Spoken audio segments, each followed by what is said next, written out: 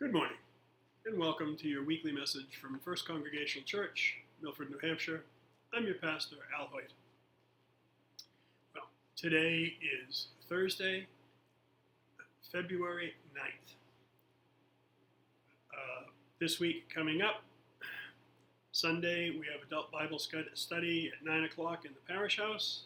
Our church service will be at 10 a.m., live streamed and in person. Immediately following the church service during coffee hour, join us for a happy send-off party for Natalie and Herb Adams.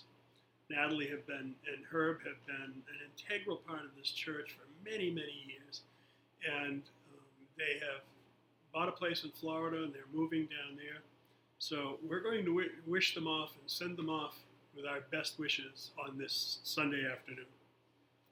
Monday, February 13th, the Garden Club will meeting in the parish house from 8 to 1:30.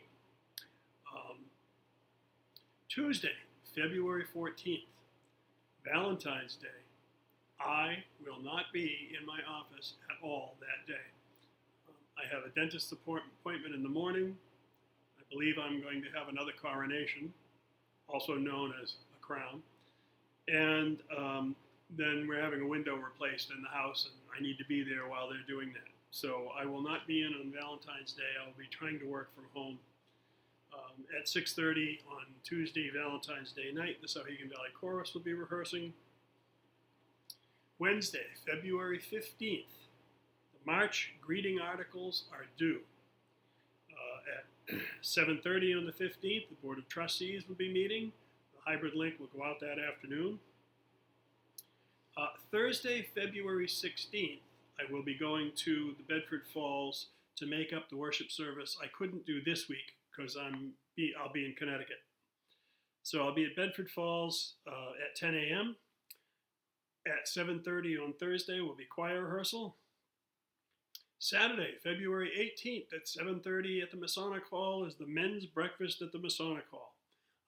I hope to see many of you there. It's always a really interesting time. We always have some really interesting topics to talk about. So there is a lot going on. As usual, it's kind of calmed down. A couple of extra announcements. Following the church service, of course, I mentioned that we'll be having a send-off party for Herb and Natalie Adams. Registration is open now for the Horton Center and in New Hampshire and Pilgrim Lodge in Maine. These are both UCC Christian camps that have had members attend in the past. If your child is interested in attending, please check out the websites of Horton Center and Pilgrim Lodge. If you need help finding those sites, give Carol or I a call and we'll be glad to help you. If you would like to help send some of our members there this summer, please consider giving to our campership fund. You can donate by giving to the church and making sure to indicate in a note that in the memo line that the contribution is to go towards Christian camperships. And thank you for supporting that experience. So as I said, there's quite a bit going on. We had a very effective annual meeting. The governance task force is working diligently, to that help us to run the church much more efficiently with fewer elected positions needed, which should make everyone who's ever served on a church board or committee feel a little bit grateful that they don't have to continue to serve ad infinitum. Many of us have been members of boards or committees for so many years. You want to take a break and say, it's time for me to take a break, but there's no one else to fill in. So we're looking very carefully at how we run the church and what tasks, how can we combine tasks and how can we combine positions so that we can effectively run the church as we have for 243 years, but at the same time do it with much fewer people elected to office. So if you have input into that, if you think that there's something you'd like to add to what we've been working on, please get in touch with any member of the governance task force.